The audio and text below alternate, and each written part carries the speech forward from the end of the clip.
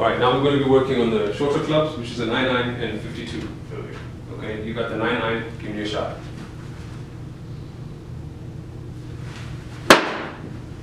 Okay, give me another one. And don't worry about hitting the ground, you're good. In golf, you are supposed to hit the ground.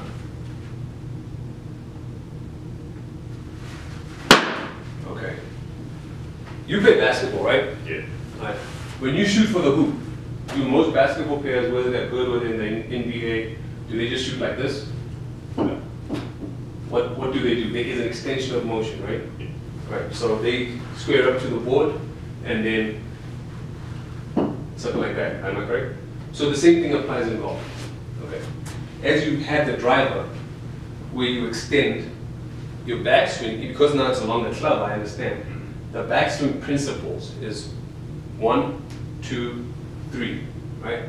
The same motion applies even when you're using the shorter clubs like a 9-9 that you're holding in your hand, or a 52. You still have the same range of motion. Yes, you've got a shorter club, so which means because it's shorter, you got to stand closer to the ball, right?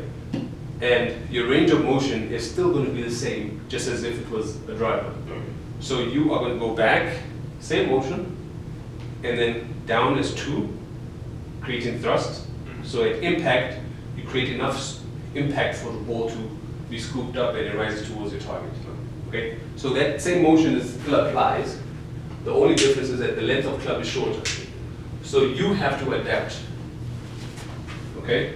And like we did in the third lesson, I'm going to put a ball here. Now remember, your club has to go over that ball on your backswing and has to come back over that ball when it goes down on your impact. Okay, give me a shot.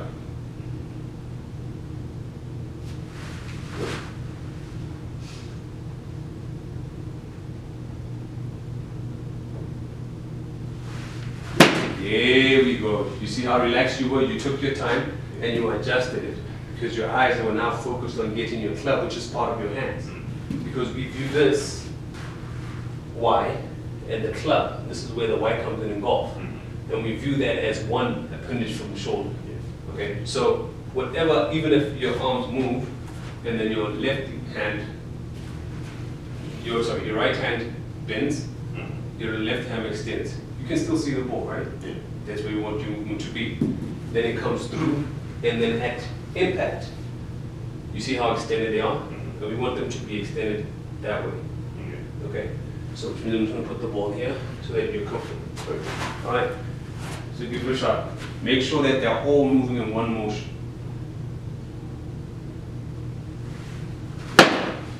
And that is fine.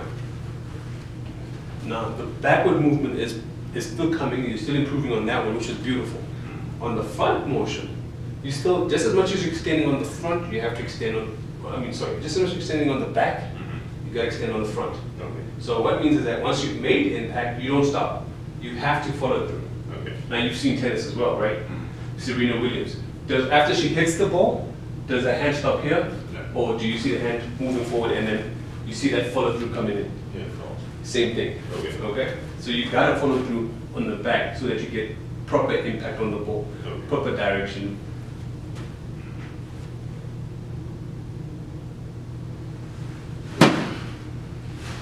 It's fine. Keep your head down.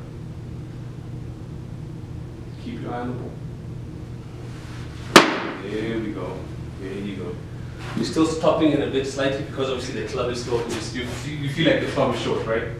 And you feel like the club is short, and therefore being the case is that you're not getting a proper full range of motion. Give me one shot.